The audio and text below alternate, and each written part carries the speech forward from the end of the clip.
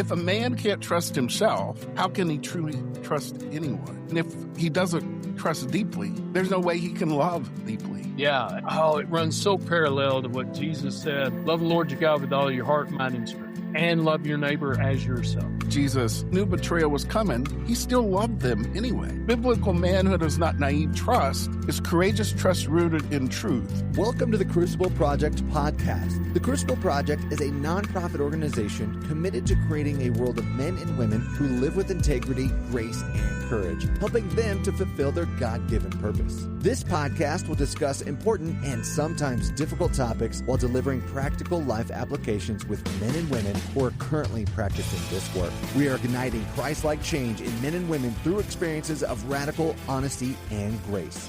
Welcome back to the Crucible Project Podcast. I'm Roy Wooten, and today I'm with Byron Myers, and this is the Real Christian Manhood channel of the Crucible Project Podcast. So glad you're with us. Glad to be with you, Byron. It's always a joy to be with you, Roy, and to be talking about man topics. Yeah, I didn't know exactly what we would talk about today, but yesterday I was thinking, I recently read a book on the lack of trust in our nation.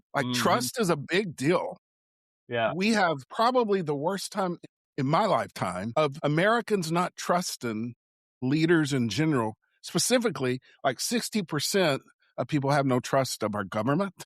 Yeah. It extends to other institutions like church, like church leaders and people who run nonprofits. It's where we don't even trust it. Only 32% of Americans trust anything they hear or read in the news. Yeah. So it's like an all-time low. And this trust issue, isn't just a men's issue, but it is certainly something worth discussing today. So we're not dealing just with a leadership crisis or leadership issues. We're also dealing with the trust crisis in the souls of men. So is trust breaking down, Byron? Yeah, we're reaching outside us. We're looking for what can guide us. And even trust in God is danger amongst men. And part of that is because we have projected onto God some of these institutional things from us, and we think God thinks the same way some of these authorities and institutions that we have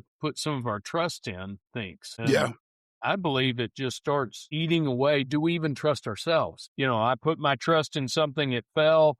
I must not know what I'm doing. I must be failing in some way. For sure. Yeah. I think cultural distrust is now the norm. I mean, we've had repeated exposures across all the different institutions, including church, with scandals and leaders we find out later are presenting themselves one way and doing things differently in person. Hypocrisy is what we used to call it, political division, just the far left and the far right continuing to pull this country's view of our nation further and further apart from each other. And people no longer assume leaders are good or that systems are safe or that authority is trustworthy. Agreed. And man, I love our pastor at our church. One of the things he said, he calls it a political pit.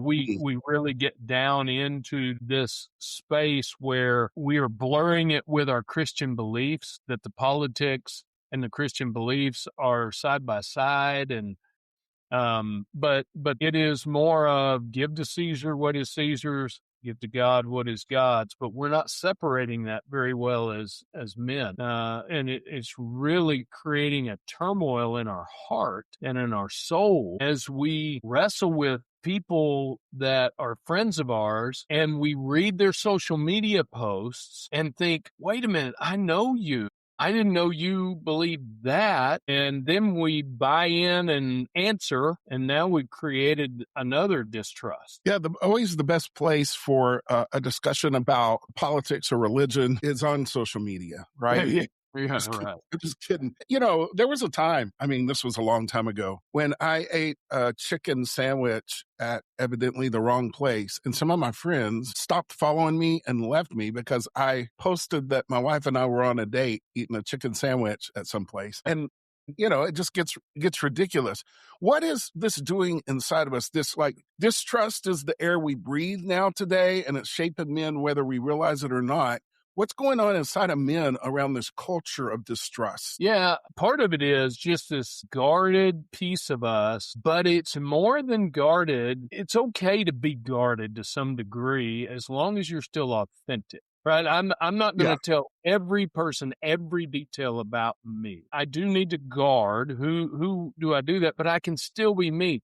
But unfortunately, they're making this a part of them. Their guardedness is becoming some of their identity, and they're not sure who to be out there. And then I think it creates a cynicism, a jadedness that makes it hard to trust people, which moves into this hyper independence. Well, I'm on my own. I'm out on an island, so I must have to figure this out and isolate myself from people who could actually help me grow. And then emotionally, I shut down. I'm no longer in touch with any emotion thing, put them away. This is just how I'm going to disconnect. I put them away when really I just put them behind me where I can't see them. And then they're coming out through my social media or through, they're coming out sideways in ways that it creates distrust in me. I mean, somebody distrusting me because I've gone through this pattern. Right? It's a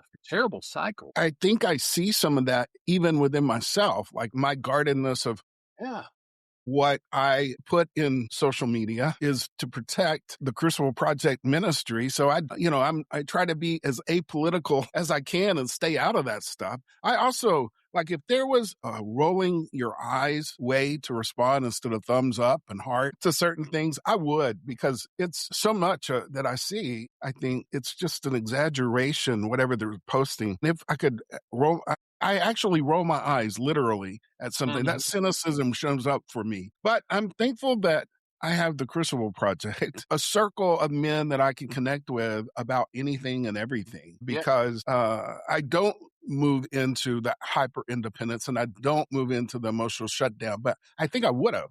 I think it goes along with some of the other things that we've talked about during, on this channel. It's like men feel like they have to handle it themselves. They don't need anyone. If they can't trust anyone, they don't fully trust anyone. Just they're in a culture of distress, so they decide they can't trust anyone at all. And the truth is that I believe it's moving men to a place where they can't even trust themselves. I wholeheartedly agree. It is this just, I step out there and I get chopped off. I step out there and I get chopped off. Somebody really puts a resistance or somebody comes back at me. Well, am I the problem? Can I trust even setting myself out there? It's just really difficult. Frequently, I find men on our weekends talking about things that happened in their childhood, whether it was with other boys or men, whether it was with a parent, maybe a coach, a teacher,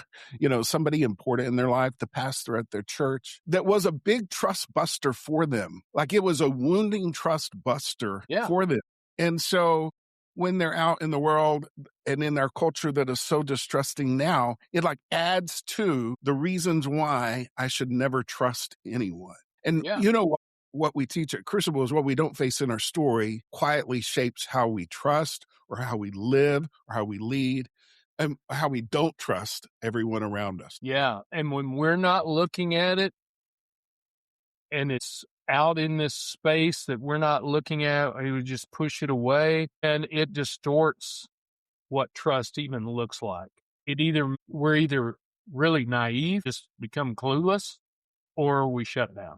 And it's such a distorting view of working with other human beings. Yeah. And it even affects relationships, And I remember a man I was working with in a coaching situation who, he's never married. And every time he gets close to this is the one, his fear and his mistrust stuff shows up. And he's like, I'm going to make the wrong decision. So I'm not going to do this because it's just too risky, even though they're doing so much of the relationship well. But it shows up in every marriage. What's going on inside of us in our lack of ability to trust, it shows up in our marriage where we either get so emotionally distant from our spouse that because we're afraid to really be seen by her. If she really saw me, she'd leave me. We're afraid that if we let our heart fully connect deeply, that something's going to go bad and it's going to break apart. And by the way, that gets me off on a topic. I hear things like, 60% of marriages end in divorce. The truth is close to 80% of marriages never get a divorce. So there are a number of marriages that end in divorce, but a lot of times it's some of the same people who went through their first divorce who are now getting a divorce again. And I think it's directly related to this trust thing. It's kind of like if I have, let's just pick on duct tape. If I have some duct tape and you lay it down the first time, it's pretty sticky. It's difficult to tear apart. But the second time you lay that same piece down, it doesn't stick as well. And the third time it's even less sticky. And it's like, it's easier to divorce once you've done it than it is to stay with it and work through it. And the other thing that happens besides emotional distance is an effort to try to control things. You end up being controlling in the relationship to protect yourself and to get what you want out of the relationship. But control is just counterfeit trust. And so you got this double control, which again, the cyclical mistrust of each other. I'm taking my woundedness and beating against her woundedness, and we don't trust. It's like, you're out to get me, and I've got to take control. If I don't take control, I'm going to be taken advantage of. Just as every man, every husband, I'm going to pick on husbands here, every husband's trust busters through their life and in their relationships before they found the one that they are marrying or are married to affects their trust of her. The same is true for her. Yeah. And all the different trust busting things that she's survived is standing in front of you when you come home late and her alerter is on saying, he's leaving me or whatever.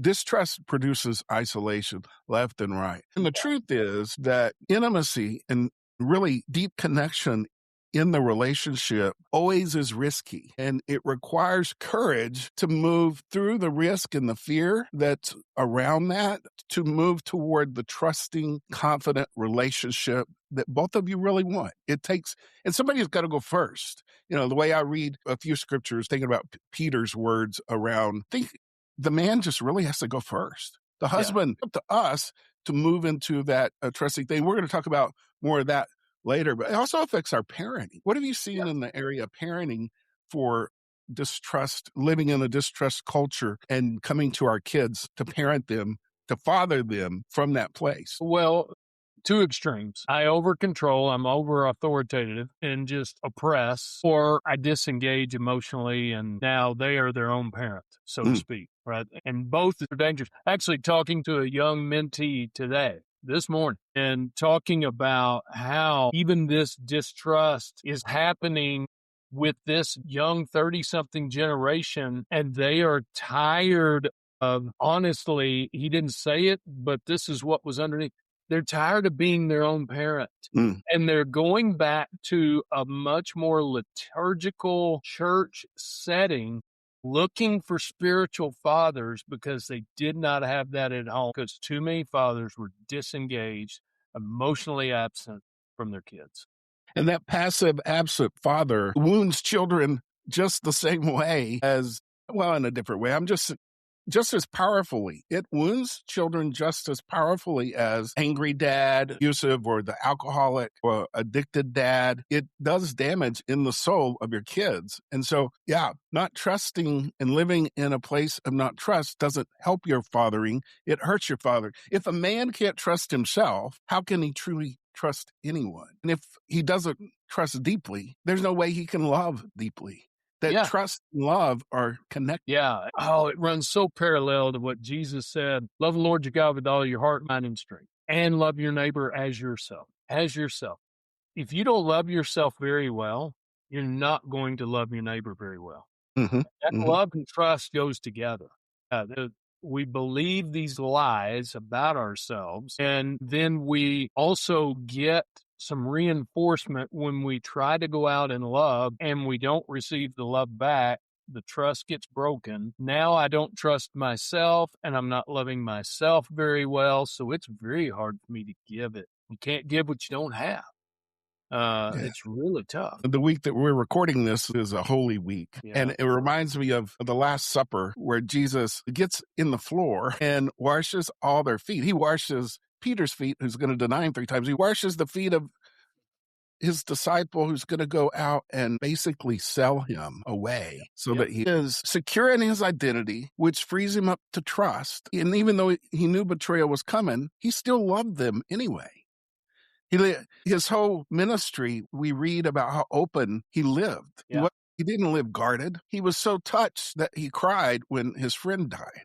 He was open, not guarded. And it's kind of biblical manhood. Jesus, kind of man we want to be like, has some real dichotomy with how most churched men are living today. Instead of protect yourself, we need to be open and giving of ourselves. Instead of controlling outcomes, we need to trust God, do the activities that we think will produce the outcomes, but trust God with those outcomes. And instead of always avoiding risk and being passive and sitting disengaged in our life, we need to embrace the relational risk, because biblical manhood is not naive trust. It's courageous trust. It's courageous trust rooted in truth. Yeah. Truth of who you are as a saved child of God. And if I can hang on to that truth, then these other risks that somebody may cross the line on me cannot touch my soul. I'm still me, even though they did untrusting things. I also need to recognize, you know what? The reason why I distrust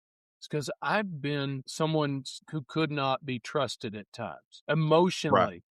I might keep my word really well and be trusted like that, but I don't know that I can be trusted emotionally. I might have an outburst that hurts because I got triggered or something along those lines. So if I'm recognizing who I am, then trust changes, even though they may do something distrustful to me. Let's switch gears a little bit and talk about what do we do to become more trusting? What are some real specific things that we can do to become more trusting? And to your point, you just brought up the great commandments. Love God with all your heart, soul, mind, and strength, love your neighbor as yourself. We got to start somewhere. And I think that somewhere is inside of me, right? I got to look at the things you said that triggers me. The things that trigger me point back to the trust busters I've survived in my life. And so first is understanding and telling your story. That's something that we really do well at Crucible on our initial retreats. But there's other ways you can do it through our coaching, et cetera. But it's like, where was your trust broken? Who hurt you? And what did you learn about trust through that? Yeah. Telling the sad story out loud is huge because bouncing around creating narratives inside of us about other people. And if I go and say, this is what happened and it hurt, all of a sudden it has less power. It keeps me from being alone. Yeah, I wrote about James 5:16, one of my favorite scriptures to quote, "Scripture sends one to another for healing." That's why we do that. It's like, don't be guarded. Find some safe space. Find a few people in your life that are trustworthy and share your story there. Name your fear, name your control, name your distrust. Because that confessing, as you said, knowing my trigger, learning what it is, and then also having someone to share it with is healing in and of itself. It doesn't heal everything, just confessing, but it's the first step on the way to healing. Finding where you can step into 100% responsibility and sharing that with the person you broke trust with. I've worked with hundreds and hundreds of couples on the brink of divorce in day-long and 2-day-long marriage intensives. Just a couple and me and a coach or me and a counselor or me and my wife, Deborah. And so many times they come into the door pointing the finger at each other and not looking at how their choices individually have it somehow contributed to the mess in the relationship that they're coming in with. In fact, I believe in every situation in my life, I can find a place of 100% responsibility to stand in around my choices that led to the challenges that we have. And until we do that, and we stop pointing the finger at the other, we're really not going to be able to move toward it. Me doing that with Deborah over and over again in the ups and downs of our marriage is so powerful and healing for her. For me to come to her and say, look, this is what I can own of what you're saying. I can't always agree with everything she's saying, because she puts her own story, which gives motives for whatever happened that don't fit what my heart or why I did it. But I come to her and with that place, say, this is what I realize I did. I don't focus on what I disagree with her about, those things. And then I offer an apology. And why I'm a fan of that, instead of, will you forgive me? Will you forgive me really puts the impetus back on her to do some kind of action. And I'm offering my apology, whether she accepts it or not. I'm coming to a place that I can own something, that I realize that I could have made different choices, and I'm giving that to her in an apology. And so much of the time, she may not be ready to forgive, but I've left my apology on the table, and I haven't asked her to throw those words back to me. Does that make sense? In fact, talking about the apology, you've put in a nuance that most people don't recognize. Our wives have heard our apologies before. That's right. But by taking it a little bit deeper of made a choice, I see its consequence. That's not where I want to go. And so I am making an agreement with you to make an effort to do it differently. That's more than just apologize and I'm going to be better. She's heard that 100,000 times, right? Yeah, I'm sorry doesn't fix the problem. One of the things that the founder of Crucible taught you and I back in the day is, when I've had a trust busting thing happen that I've done, I've committed a trust buster for someone in my life, whether it's a friend, an employer, somebody at the church, or most importantly with my wife or my kids, right? That the most important thing I can do is begin to make only clear agreements and always keep them. Make my choices so that I'm keeping that agreement every time I make it.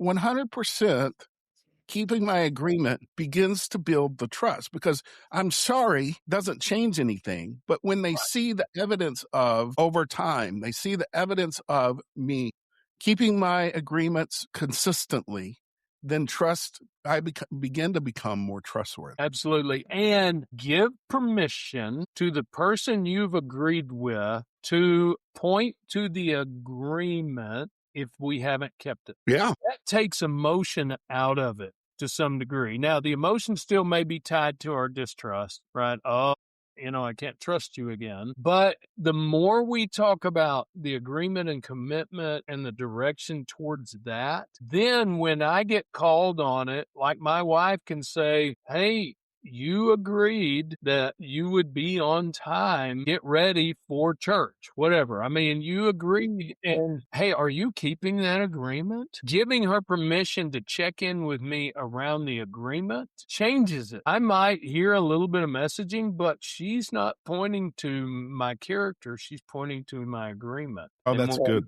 Create that whole realm of agreement and keeping our integrity around that. And that gives the apology teeth that it needs. Jesus told a story of 3 men who got talents distributed to them and what they did with them. And he has a line in there that says something like, if you're trustworthy with very little, you can be trusted with more. And around that, I think learning to trust myself, doing the inner work that helps me trust myself, will help me also be trustworthy to others around me. So it's got to start with me, loving myself first and then loving others, and then so that I can love God well. And that means making agreements and keeping them with yourself, right? Sometimes you need some accountability around that. Somebody that you trust, a small circle, people that you can say, hey, I wrote my first book back in, 2009, because I couldn't do it on my own because I wasn't trusting myself. So I'd say, I'm going to get up on Saturday morning and write. Instead, I would sleep in and hit the snooze or whatever. And I told a group of men, it was actually after a Crucible weekend. It was a group that came out of that Saturday morning, I'm going to get up and I'm going to write. It wasn't like every Saturday morning, but that next Saturday morning. And the next week we sat in group. And because I knew I was going to have to report out on whether I did it or not, it helped me begin to make agreements with myself so that I can trust myself more. Because becoming trustworthy isn't something that just happens, especially in a culture of distrust. It's something that we have to be intentional in creating, and working harder at it. Trying harder isn't really the goal. We've got to keep our integrity with our agreements with ourselves, our commitments that we've made to God and with others in our life. So I would say start slow, make clear agreements, not tons, but a agreement or two, and then keep it. You probably will need someone in your life that can hold you accountable. So find that safe person. You want to be trusted, you got to be trustworthy. And you be trustworthy by living in integrity. Yeah, and find who are my people that are thinking like me so that I can create a circle of trust and begin to trust them and do trustworthy things. John Maxwell talks about trust in leadership. I love his analogy. It's like putting change in your pocket. When you do trustworthy things, you put change in your pocket. When you do things that are untrustworthy, you spend some change. Sometimes we do enough untrustworthy behaviors that I reach into my pocket and it's empty. I've spent all my change. So I need to put change in my pocket by being trustworthy. Even though somebody's busting my trust, I need to be trustworthy. And that goes back to my soul. And I can know that I'm trustworthy whether or not you are, and quit blaming, because sometimes they're feeding off my hypocrisy. We talked about it earlier about feeding off my hypocrisy. Yeah, and I just want to be clear. If somebody is trust busting you, we're not saying trust them. Right. But I can still forgive them so that I have peace around it. All good relationships have some healthy boundaries. Yeah. And I can put a boundary where I will not give that person any more money or loan something to them, or I will not expect them to actually live up to whatever they're telling me they're going to do. So your wife and your kids, your employer, your pastor doesn't want to hear what you're going to do or what you have intentions to do. They just want to see you do what you say you're going to do. And that's where trust will come from. And I pray that this has been good for someone, that this has been helpful for you as we've had this great conversation, Byron, so thankful for. I hope that you know someone that this would be good for, and you'll pass along this podcast episode. Be watching again for the next podcast drop. If you haven't subscribed, subscribe. We're not on the Real Christian Manhood channel very often, maybe once a month or less, but you can just search for that within however you're streaming, and you can find us. And hopefully we can get another episode scheduled before too long. Byron, it's been such a pleasure again. Thank you for doing this with me. Yeah, always fun to have conversations with a trusted friend in you. Thanks. All right. Bless you all.